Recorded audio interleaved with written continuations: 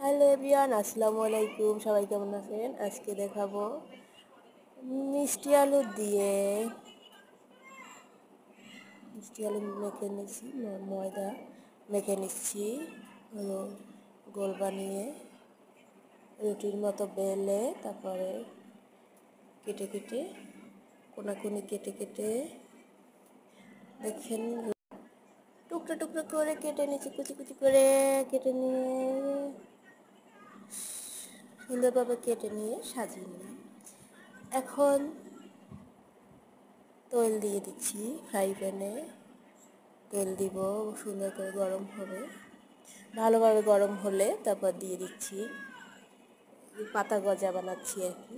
পাতা গজা মিষ্টি আলু দিয়ে পাতা গজা, তারপর চিনি শিরার ভিতরে আমি দিয়ে দিচ্ছি। চিনি শিরার ভিতরে নাড়িয়ে চাড়িয়ে উঠিয়ে দেবো।